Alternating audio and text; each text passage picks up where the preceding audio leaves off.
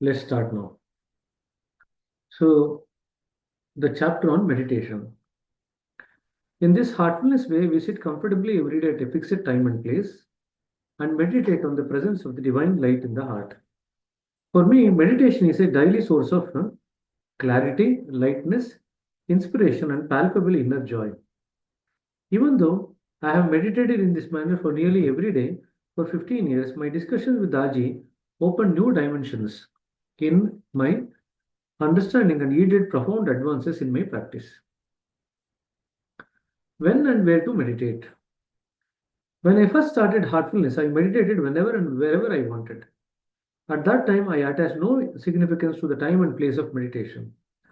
Later on, when my life became more hectic, I started scheduling meditation into my day.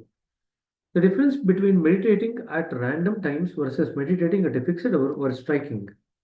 Shortly thereafter, I had to move my meditation to the early morning hours. Then my meditative practice really took off. Now, years later, I hope that Daji would explain the reasons behind these experiences. So, Joshua Pollack is just talking about his own experience. He asked the next question: what is the best time for meditation? I asked. Now, said Daji. Okay, but are certain times better than others? I asked. Is there a bad time for meditation? He replied. I'm reluctant to make any pronouncements on this matter. I don't want to create any dogma on the subject. To do so would deprive people of the joy that comes with discovering the truth on their own.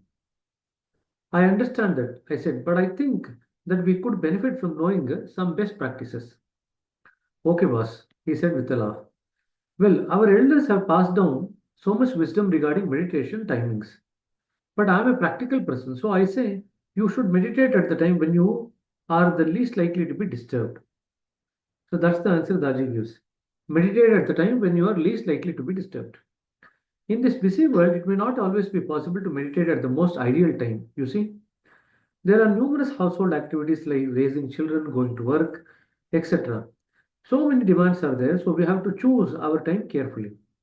One solution is to meditate early in the morning when there are many things competing for your time and attention. And but if you like it, you will do it no matter what. So he says meditate in the morning because there are not many things which are competing for your time and attention at that time. You see, a sincere meditator will never say, "Oh, it's not convenient for me to meditate today." Suppose you tell your friend, I will only meet you when it's convenient for me. That means that your convenience is more important to you than friendship. Meditation is another kind of meeting. It is a sacred meeting with the soul, or with yourself, or with a friend within. Please underline this. Meditation is another meeting. It's a meeting with your soul, or who is the friend within. But still, people are so busy these days, I said. Many tell me that they don't have any time for meditation. I am reminded of one incident, Daji said. Once, a senior minister in the Indian government came to meet Babuji. This official was interested in meditation, but said that he had no time for it. Babuji responded by asking him whether anyone else was busier than him. Yes, the official said. The Prime Minister is busier. At that time, the Prime Minister was Indira Gandhi. Babuji said, then you give me the difference between her busyness and your busyness and devote that time for meditation. If meditation had really been a priority, he would not have complained about how busy he was. He would have simply made the time. In other words, if we prioritize meditation as an important activity in our life, we make time for it. By contrast, the woman who taught me to meditate was immensely passionate about meditation, but she faced a lot of opposition from her family, though intense opposition. So, how did she handle it? Every day, she woke up before anyone else and meditated in bed while pretending to be asleep. Sometimes she meditated in the bathroom, and her life revolved around meditation. You see, if you are passionate about something, you will always find a way. As the goes, laughs at locksmiths. So, in other words, there is a saying that where there is a will, there is a way. So, that's exactly what happens. If you have the will to meditate, you will find a way and time. Busy people should also understand that meditation provides many shortcuts in life. Please underline this. It provides many shortcuts in life. Often we invest a lot of time and energy in various endeavors. Sometimes they come to fruition and other times they do not. For example, someone quotes a romantic interest for years, but eventually the other person backs off. Or you may expend a lot of time trying to build a business relationship, but it proves fruitless in the end. Wouldn't it have been better to understand the reality of these situations from the very start? Meditation provides that level of insight that allows you to appreciate situations for what they really are. That can save you years of time. So, meditation actually saves you time because it will give you insights regarding how things are going. It will also give you a premonition regarding a level of awareness to accept the reality as they are. In both ways, the meditation actually helps you to save time. Therefore, meditation is an enormous time saver. I would even say that the less time you have, the more vital meditation becomes. Because it saves you time. If you have less time and if you meditate, you are likely to find more time. If you can meditate even for 5 minutes at a fixed time every day, it would be of great benefit. So do meditation, especially when you don't have enough time. So why meditate even though you might not have time? Because it actually saves time. So you recommend meditating at a fixed time, I said. See, we have to create automatism in our practice. That means we should meditate at the same time and the same place daily, whatever time that may be. This must become second nature. It should be so automatic that we even have to even think about it. It should be our second nature. Why is this regularity so important? See how nature is. It has an unfailing rhythm. The sun rises and sets, the seasons turn, the tides rise and recede. All this happened with absolute precision, with absolute rhythm, with total regularity. Now, our lives are also governed by nature's rhythms. When we are in tune with them, the nature's rhythm, we sail through life. Otherwise, we struggle. It's like swimming upstream. We struggle. So, all that way by regularity, what we are doing is we actually are tuning up with the nature's rhythm. Take sleep cycles, for example. If you go to bed at the same time every day, you will go to sleep, you will be asleep as soon as your head hits the pillow. You won't even ever have the problems trying to fall asleep. Similarly, if you meditate at the same time every day, meditation will happen by itself. It will happen so naturally that you won't even have to expend any effort in order to meditate deeply. Our forefathers also discovered that certain times in the day are especially conducive for meditation. They refer to these times as sandhyas or conjunctions. They call them conjunctions because these times are moments when one part of the day meets another. At such moments, nature is supposed to attain a state of balance. By meditating during these periods of balance, we absorb that balance into ourselves. Please underline. When we meditate in the Sandhya, what we are doing is we are absorbing balance, which is the quality of the nature at that particular time. It becomes part of our nature, you see. These junctions are the hour before sunrise, noon, and dusk. For me, noon is the best. It just works like a rocket. Do you mean solar noon or noon according to the clock? I mean noon, Daji said with a laugh. For me, meditation is so much better than sunrise. So much better before sunrise, Joshua said. That is why I encourage people to test these timings for themselves. He said, meditate before sunrise, meditate at noon. Is there a difference? Now compare that to the effect of meditating at a completely different time. You have to find what is best for you. Please underline this. Although we say meditate in the early morning, Daji says meditate what is the best time for you. Do not be too rigid with any of these. For instance, how will you meditate at dawn if you live above the Arctic Circle where night lasts for 6 months and day lasts for 6 months? And even in parts of Scandinavia where the sun rises so early and sets very late, the most important thing is regularity. Please underline. The most important thing in meditation is regularity. To meditate at one of these recommended types is ideal, but it's of secondary importance compared to our regularity in meditation. So compared to the ideal time of meditation, if you are regular in meditation, that actually gives you better results in the long run. And it is just as important to have a fixed place for meditation. Now, he's just spoken about the fixed time. Now, in the next part, he's talking about the fixed place for meditation. as it is to have the fixed time. For instance, when you enter the kitchen, you think about the food. Even if you are not hungry, you are tempted to grab a snack. So, what happens if you dedicate one room for meditation? By the time you sit in your meditation spot, you are almost meditating already. If, on the other hand, you meditate in different place every day, you will spend time trying to get comfortable. So, you will lose vital time when you sit in different places. The newness of the place or the environment will distract you, even in subtle ways. As a result, you won't be able to meditate as deeply as you would otherwise thought. So basically, you will take time to get comfortable and you'll also have to overcome distraction of the new place. That's the reason why we meditate at the same place every day. Further, our thoughts, our emotions, and our activities leave traces in the atmosphere. Please underline this. Our thoughts, our actions, and our emotions leave traces in the atmosphere. When entering any place, we resonate with what we feel there. For instance, if you visit a hospital, you will immediately notice certain effects. You will feel some lingering sadness, some heaviness around you, and there is a worry floating in the air. I don't know how many people have felt this. Maybe I am used to it when I enter the hospital. So, you people may, when you come there, you just need to see whether you can actually feel any of these things. When you come to the hospital, do you feel any heaviness, sadness, or any kind of floating in the air? Worry. Many years ago, I wanted to open a new pharmacy in New York City. One of my employees scouted a new great location. It was right next to the hospital. That's generally a great spot for a pharmacy. The owner was willing to sell it too, and for a low price. I was almost ready to buy it, sight unseen. But I went to see it, and as soon as I entered, I felt that something was wrong. At some point during the tour, I went to see the restroom. The moment I entered the room, I felt such a disturbance in the atmosphere. There was certain helplessness and immense sadness. I felt that a spirit was hovering in that area and I just turned around and left. But even as I walked out, I was haunted by what I can only describe as a cry for help. Later, I asked my employee to find out what had happened there.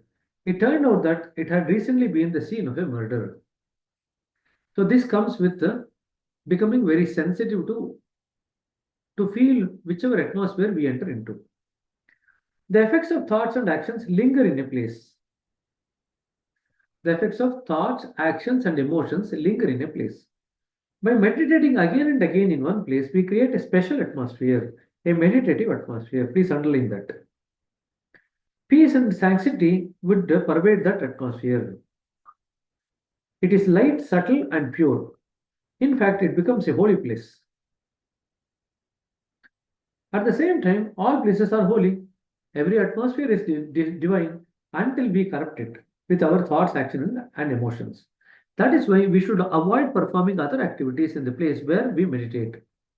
So we should have a designated place for meditation and we should avoid doing any other activities in the place where we meditate. Not everyone can reserve one entire room in their house for meditation, I said. You can even dedicate one corner for the purpose. Daji replied, like cats always nap in the same spot. In the same way, there are ideal times for meditation. Are there ideal places also? I asked. Choose circumstances that do not interfere with your practice. For instance, you don't want to choose an environment that is filled with distractions. When your environment is chaotic, your consciousness reflects that disorder. Please underline this. When the environment is chaotic, your consciousness reflects that disorder. Inner disturbance tend to intensify in the practice of outer chores. When you sit in a cluttered or a dirty room, it affects you. If clothes are scattered everywhere, if books are lying open and dirty dishes are stacked up in the sink, how well can you meditate? A spare, open environment is best. Ideally, your meditation space should only have one chair or mat where you sit. Our external circumstances should be conducive to meditation, bearing in mind that meditation is an inner activity. So the external circumstances should be conducive for the inner activity. There should be nothing in the environment to draw our attention outwards, you see. But as we progress, we also develop the ability to be unaffected by our surroundings.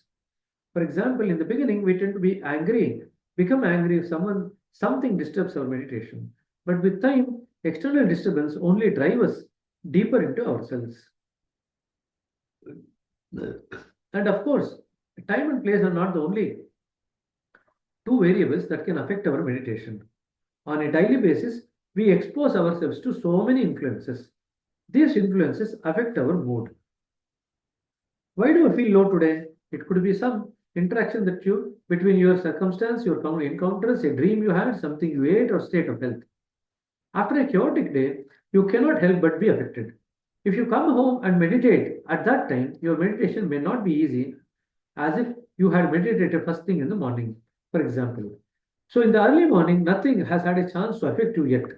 You are a blank slate. That's the reason why we choose early morning meditation rather than evening meditation. So, I hope people test all these things for themselves. Meditate before eating and after eating. Do you find a disturbance? Meditate before bathing, after bathing. In this, is there any difference in effect? People have spoken and written much about these topics. Some say that we should meditate only after bathing. Well, what about meditating after splashing just a little of water on your face? Is that sufficient? So try these things and see for yourself. You will come to the correct conclusions. So that is kind of keeping the whole thing open. You can work out which of the times is actually most suited for you as far as meditation is concerned. So I'll stop here. So the importance of the place and importance of the time. This can come as a closed book question also, open book question also. So please keep it in mind. So what happens if you meditate at different places every day? What happens if you meditate at different times in the day? What is the importance of regularity? What is the importance of meditating at the sandhyas or conjunctions? The issue of nature having been in balance at the conjunctions, all these things will come as a question in the examination. So please keep this in mind. I'll stop here for a few minutes, 1 or 2 minutes. If there are any questions, you can ask. I think most of the things that we read are pretty straightforward. It's almost like a reinforcement of what we read in Babuji's complete works, but in a simpler language. That's all.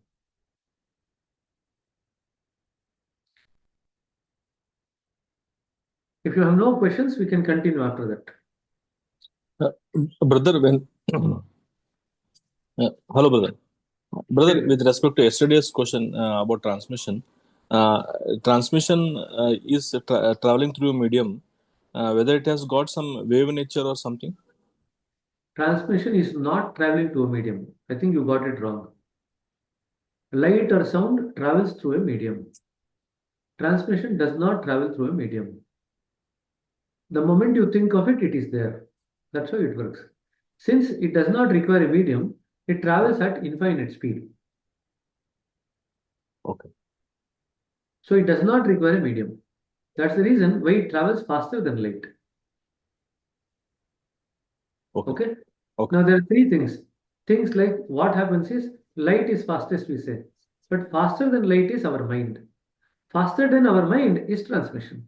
So these are the three things in the same order. Light is slower than mind. Mind is slower than transmission. So transmission is the fastest, then comes light, the mind, and then comes the light. Okay? Okay. Okay. Meditative posture. Now again, this is an important question that you will get in the exam. Before I encountered heartfulness meditation, I experienced with a few other meditation methods. Whatever their differences might have been, all shared one commonality. Each attached great importance to posture. In those early days of my meditative journey, I had the impression that profound meditation would only come once I had mastered the meditative posture. So this was Daji's thinking. As a result, I devoted a lot of energy and attention to my posture. I also looked forward to today that the pose would become second nature and I would never have to think about it again. Before one of my early meditation sessions from a heartfulness trainer, I asked which pose I should adopt. She looked at me and said, "Be comfortable." I was a little surprised. A short time later, I met some of the local meditation practitioners of heartfulness. There again, I was surprised. Among the group, I said, I found no strict adherence to any one posture. Many people sat cross-legged, others sat in chairs. Nobody looked rigid. Everyone sat in a way that was natural for them. Since then, I have Rarely heard heartless meditators even speak about the aspect of posture. So I decided to bring it up with Daji. What is the ideal meditative posture? I asked. We have to look at the posture in the context of the meditation's larger purpose. Daji said. What do we do in meditation? We go within. We move towards the core of our being. In deep meditation, we come in contact with the source and dissolving in it, mingling in it, merging in it, we become one with it, one with it. This union represents the true state of yoga.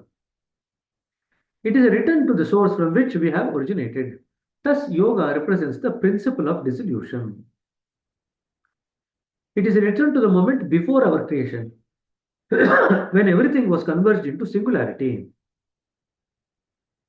Now, this is what science also talks about singularity. What was there before creation? Singularity was there. That's what science is. In that singularity, there was no activity. That is why the state of yoga is a state of perfect calmness and perfect stillness. In life, we also find another opposing moment. It is that which pulls you outwards, away from your core. This outward movement represents the principle of creation, which is an active principle. The principle of creation is outward movement, and it's an active principle. However, we must understand that the moment of creation is also the moment of separation. This is a very important point. The moment of creation is nothing but the moment of separation. It is the moment that we become separated from the source. For instance, what happens when a mother gives birth to a baby? It's a creative act, but it's also a moment of separation. So, where there is creation, there is also separation. Previously, mother and baby were one. When the mother ate, the baby also ate. Their existences were intertwined. After the baby's birth, they became two distinct entities, one became two. Similarly, the creation of the soul is the moment that it becomes separate from the source. So please remember, what is the creation of the soul? When the soul gets separated from the source, that is what we call as creation of the soul. When the soul is in tune with the source, there is no question of creation. For the first time, unity was lost. For the first time, we experience incompleteness. When the unity is lost, we experience incompleteness. We experience dissatisfaction. Certain theologists call this the big fall. With meditation, we enter that state of unity and stillness. We regain our originality, our universality, or our alignment with the source. That is what we do with yoga and meditation. Many people believe that we can only return to the source after death. Then there is the voice of logic which tells us that the only way we can return to the source would be to go back in time. Neither is true. So one way is to go back in time, other one is after death. Neither is true. Through meditation, we achieve that grand union here and now while we are still alive. Please underline this. Through meditation, we achieve this grand union here and now while we are alive. To master yoga is to transcend the limitations of death and the limitations of time. In the state of yoga, we simultaneously express the principles of creation and dissolution. We are beyond that duality. We are simultaneously active and inactive, time bound and eternal. In the state of yoga. So please underline. Is it possible to be simultaneously active and inactive, or simultaneously within time and outside time also? Answer is yes. In the state of yoga, you are able to do so. This comes with deep meditation. You may wonder what posture has to do with any of these. But the state of deep meditation begins with posture. Please underline. The state of deep meditation begins with posture. Our meditative pose can help us turn inwards and move us up towards the center, or it can get in the way. Either the posture is actually conducive to help you to go towards the center, or it can become a block for you to go towards the center. We have already discussed several of the 8 steps of Patanjali's Yoga Sutras. The last 4 steps, the Pratyahara, Dharana, Dhyana, Samadhi, illustrate our plunge into the deep meditation. From the Pratyahara, which is to turn inwards, we proceed to Dharana and Dhyana, where we rest in the heart. Finally, we enter Samadhi, where we start to dissolve in the source. So, Dhyana is where you rest in the heart. Samadhi is where you start dissolving in the source. Patanjali's 3rd step is asana, which means posture. In order to choose the best asana, we should consider which pose will best lead to pratyahara, dharana, dhyana, and samadhi. The first thing we to do in meditation is to turn ourselves inwards. That is pratyahara. Pratyahara is turning inwards or withdrawing, the sense withdrawal. Our physicality can help us here. If our eyes are wide open, if our bodies are sprawled out, and if our legs are stretched in front of us, it's not going to help us to go within. Such poses lend themselves to a more external orientation. To achieve pratyahara, our physicality has to adopt a contracted form. Please underline. To achieve pratyahara, our physicality has to adopt a contracted form. This is, of course, a matter for personal experience. So try both ways. Meditate with your arms and legs stretched and meditate with them folded. Then see the difference for yourself. I've already experimented with this, I said. So what did you find? He said, it's just as you said. It was harder for me to really go inside when my limbs were stretched out. That is why the traditional posture for meditation is a seated pose with folded legs, said Daji. The position of the hands is also important. Ideally, they should be clasped together with the fingers interlocked, or they can rest on one or the other, one hand on top of the other, and we meditate with closed eyes. In some methods, people meditate with open eyes, I said.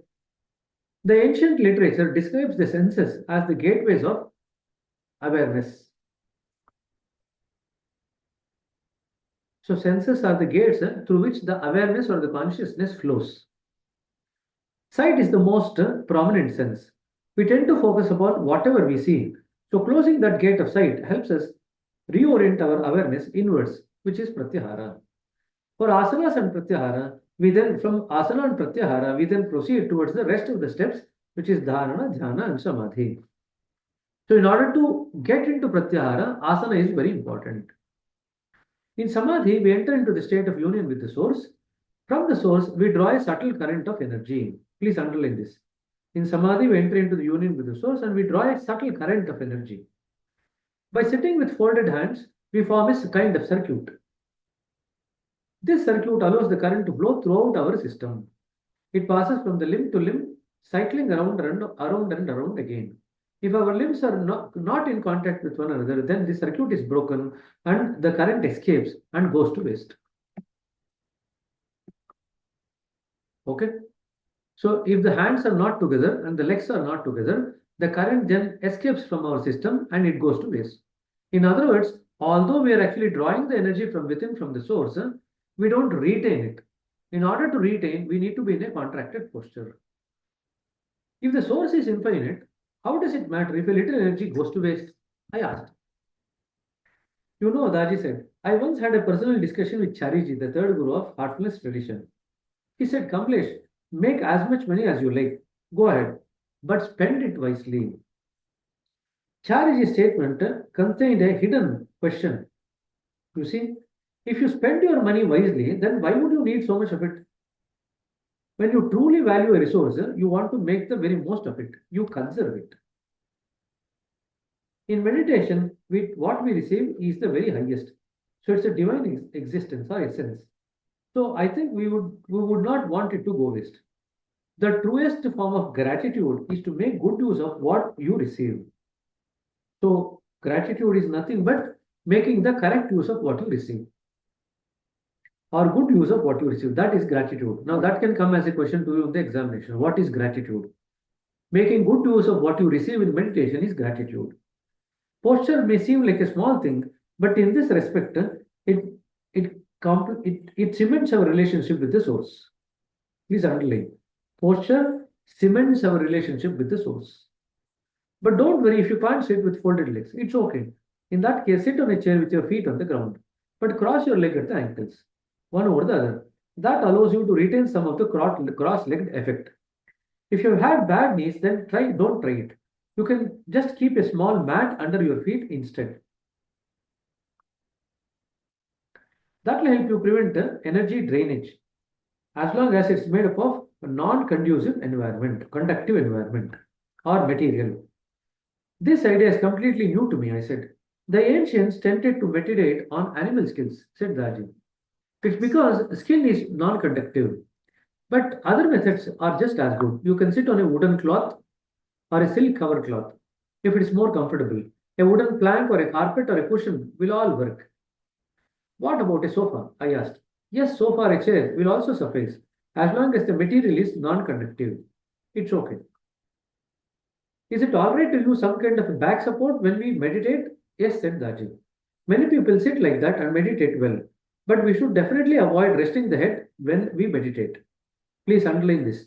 We should definitely avoid resting the head when meditate because then you tend to fall asleep. For the same reason, we should avoid lying down when we meditate. So, two things you don't do. You don't give any support to the head, nor you give any support or you lie down to meditate because in both the cases you tend to go to sleep. However, if you suffer from insomnia, that is also the cure. Lie in the bed and start meditating, and you will fall asleep right away. Now, we have yet to discuss what I consider to be the most important aspect of the posture. Your pose should not get in the way of your sadhana. If your pose distracts you from meditation, it defeats the very purpose. I have just told you that the cross-leg posture is ideal, but is it ideal for you? You have to check. Each body is unique.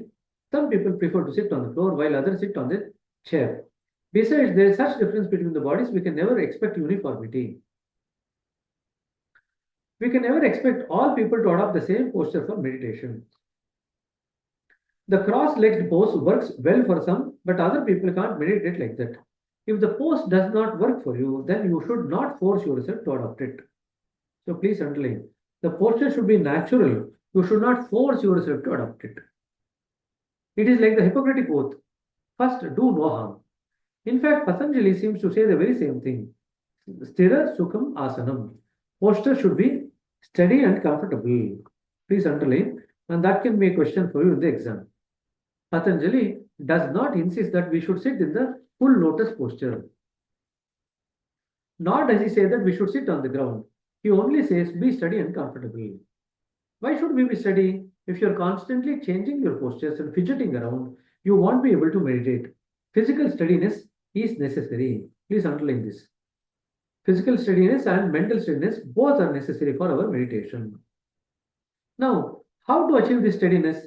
There are two ways of achieving steadiness. The first way is forceful. That is not recommended, of course. Yet, with great effort, it is surely possible to ignore your body's pain signals and force yourself to be still. Of course, everything will hurt and you will even injure yourself, but you will be steady as a rock. Will your mind be steady though?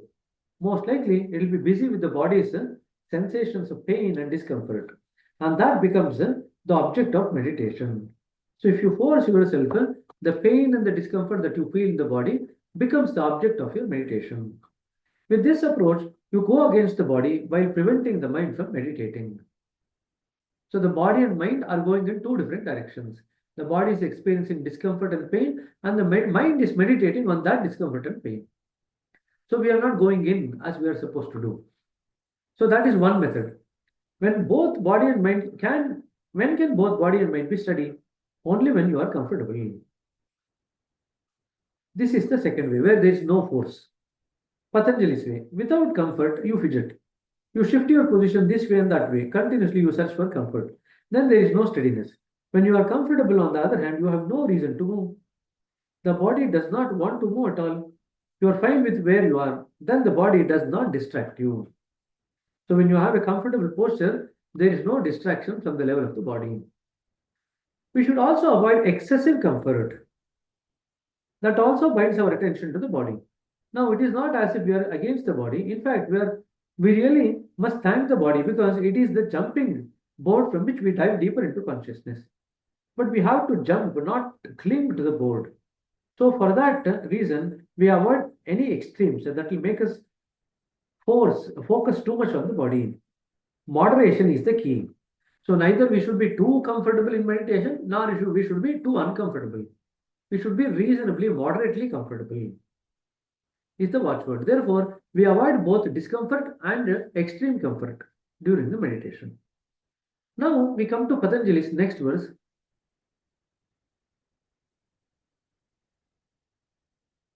Prayatna Saitilyananta Samapatti Bhava, Samapatti Bhavyam. By relaxation of effort and meditation on the endless, posture is mastered. So posture is mastered by relaxation of the effort and meditation on the endless. Let's understand this. What does it mean to master something? When something is mastered, it becomes our second nature. We don't have to think about it. We don't have to expend efforts for it. To be masterful is to be effortless. You see, if you have to expend efforts to achieve your pose, you have not mastered it. And until you have mastered it, you are its slave.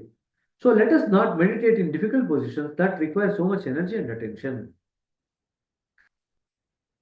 So that only distracts us from meditation. When we are comfortable in our pose, we can turn our attention to the real object of meditation, which Patanjali calls as the endless. In the samadhi state, you plunge so deeply into yourself that you lose body awareness. Then your head droops. Your body may even slump forward. You have forgotten the body. And in this forgetting, you have transcended it. Only then we can say that the pose is truly mastered. But this has to happen naturally. So we don't slump on purpose, I said. That would be artificial. Rather, you should start meditation in an upright posture, relaxed and comfortable.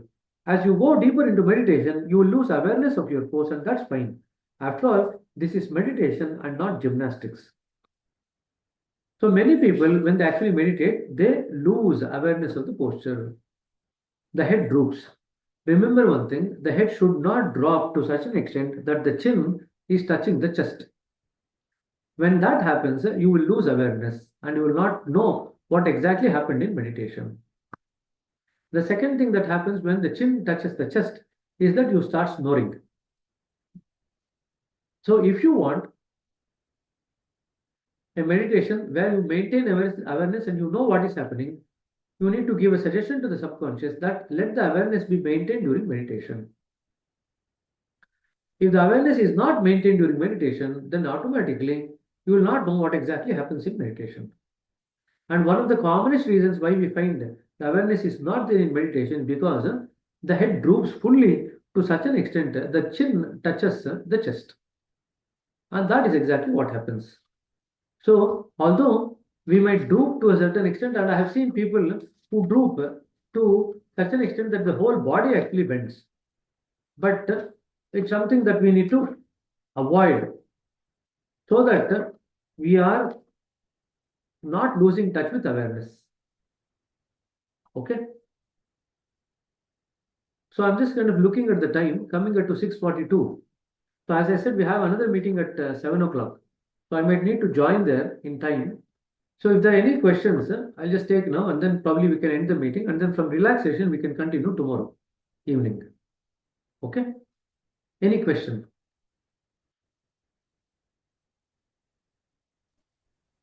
Whether self indicates the soul?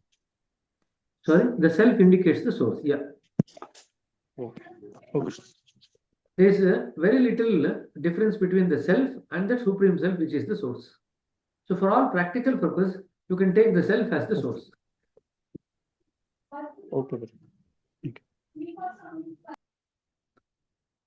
Any other question?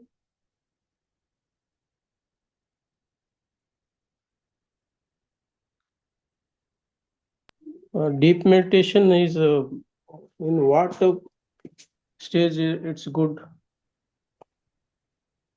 When we have lot of samskaras, we will go into deep meditation. As and then we get ourselves cleaned. When the samskaras load decrease, the need for deep meditation actually decreases. When you are closer to the center, there is no question of any deep meditation. So please remember this point. We had discussed about it in complete works also. The further we are away from the center, there is depth in the meditation. The more closer to the center we come to, the depth of the meditation actually decreases. Okay, please keep this in mind.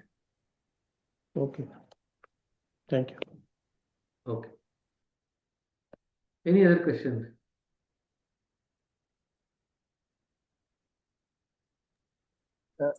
Brother, I'll ask one question. Sorry if I'm annoying you. Brother, how this transmission scientifically we can tell, brother? Because no, anything which travels, it should have some medium or it should have some way. It should, for example, light is having one wave like motion or something there. But sound is also having, it's traveling through the. Brother, you have got attached to one idea so strongly that you don't want to. You are imposing the ideas that you have learned from elsewhere on the new learnings that you are having. So when people hear about the transmission as requiring no medium, they might feel a bit puzzled. But eventually they get around it with experience. Daju also writes when the logical mind was applied onto the transmission, it didn't make any sense. But when he experienced the transmission itself, transmission overrides our logic. So one of the ways of getting around, you don't need to explain about transmission. What you need to make them do is experience transmission. When they experience transmission, then the question of doubt about the medium and other questions do not arise at all. They experience transmission and they are okay with it.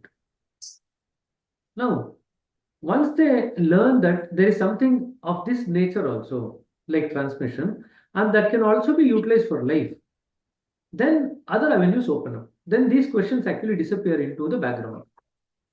Okay? Don't always apply whatever science knows now as the end. Science hardly knows few things. Okay. There are so many things that we have to explore in science. For example, there are a lot of articles which have recently been published on quantum mechanics. Now, if you just read some of those articles, it is just mind-boggling. So they have been able to do quantum teleportation over the internet. So I'm just giving you one latest study. They have been able to do quantum teleportation over the internet. Okay. Now, the quantum field will actually open up many aspects that applies to transmission. So if you want to really explain transmission to people, then one of the concepts that you need to probably get to know and become well versed is quantum mechanics. All the recent studies related to quantum physics will definitely help you in explaining better about transmission. So just keep that in mind. Traditional science, as far as traditional science is concerned, quantum is an outlier.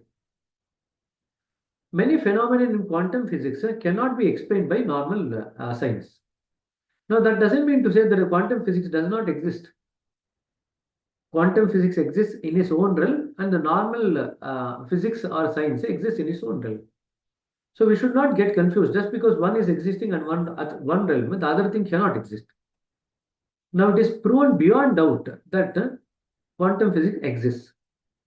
Quantum possibilities exist. In fact, the studies have now focused on what we call as cytokines or microtubules within the human cell.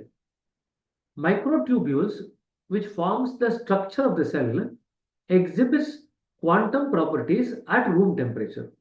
Please remember, microtubules, which is the reason why a cell maintains its structure. That microtubules have been now shown to exhibit quantum properties at room temperature.